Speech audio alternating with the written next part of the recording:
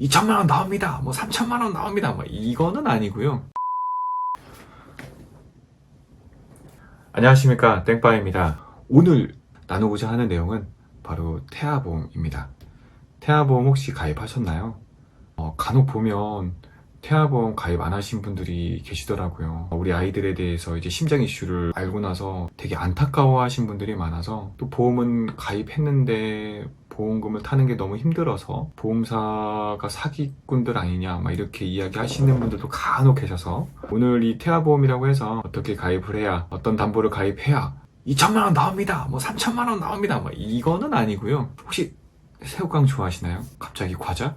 농심에서 새우깡을 만들 때 상당히 많은 연구를 했을 거란 말이에요. 지금도 장수하는 과자 중에 하나죠. 근데 그 과자를 만들기까지 농심에서도 연구진이 있을 테니 연구진들이 얼마나 많은 연구를 했을까 싶어요.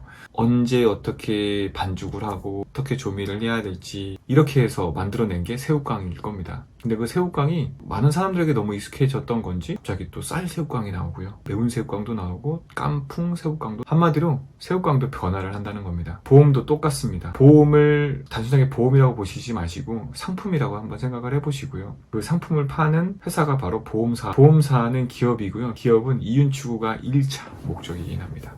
그렇게 하려면 어떻게 해야 될까요? 많은 가입자를 모으고 손해율을 적게 해야 되는 거죠.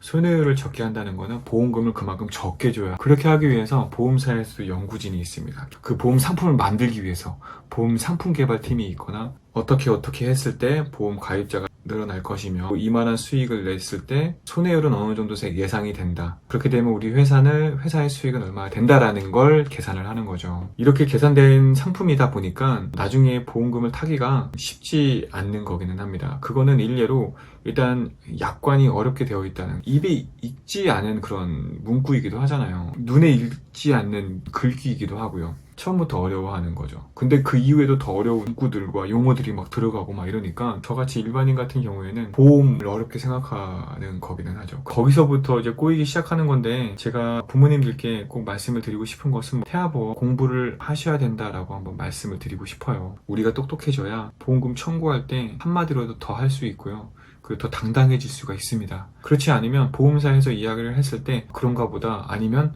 그냥 왠지 막 어려운 용어하고 막 이러니까 당연히 그런가 보다, 내가 잘못 알고 있나 보다, 내가 실수했나, 이렇게 돼 버리는 거죠. 보험에 대해서 공부를 하는 것이 어쩌면 의무이고 권리이기도 합니다. 뱃속에 있는 그 우리 태어난 우리 아이를 위한 부분이기도 하니까, 보험을 어떻게 공부해? 요즘은 참 좋은 제도가 있잖아요. 다이렉트 보험료 산출을 해보는 것을 적극 권장하고요. 보험료 산출을 하면서 담보명과 일단 친해지고, 그리고 한 번은 약관을 클릭해서 약관을 한번 다운받아서 PDF로 보실 수도 있습니다. 일단 친해져 보세요. 일단 보험은 상품이다. 상품을 파는 기업은 우리에게 돈을 주고 싶어 하지 않는다 라는 걸 일단은 깔고 시작을, 나는 엄연하게 돈을 냈는데 왜 돈을 안 주냐라고 할 수 있지만 약관에 분명히 명시가 되어 있다는 거, 그거를 여러분들이 사인을 했다는 거. 가입에 대한 부분에 대해서 저희 상황을 한번 말씀을 드리면, 일단 엘리아는 30세 만기 태아보험 가입을 했고요. 조금 일당이나 이런 부분들이 좀 약해서 담보를 높이고 싶었었는데 높게 설정하지 못한 부분이 전 너무나도 아쉬웠습니다.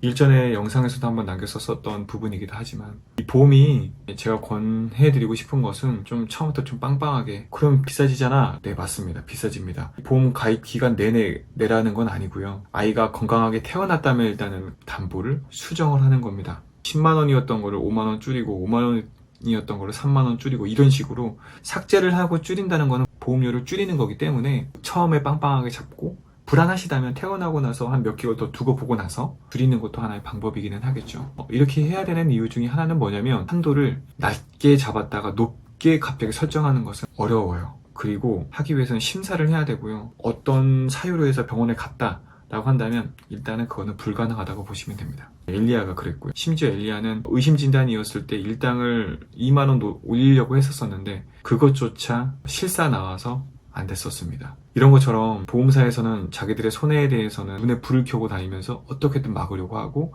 어떻게든 줄이려고 하고 있으니, 처음부터 보험을 좀 든든하게 그 다음에 줄이는 게 저는 개인적으로 팁이라고 생각을 하고요.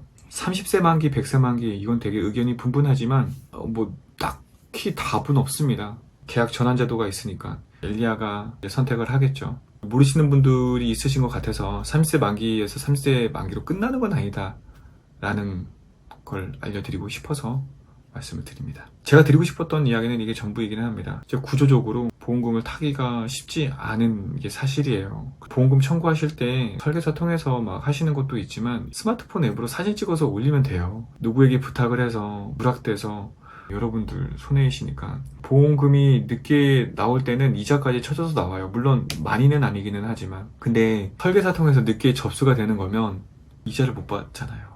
사진 찍어서 그냥 바로 올려주세요. 되게 간단합니다. 어렵지 않으니까 그렇게 하시는 걸 추천드리고요. 이 영상으로 저 땡바를 만나신 분들 정말 반갑습니다.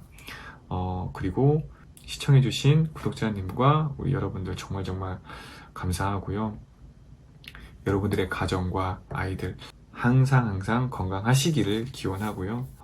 좋아요 꼭 부탁드립니다. 네, 그러면 다음에 더 유익한 정보와 영상으로 만나 뵙겠습니다. 다음에 봐요. 빠이. 예.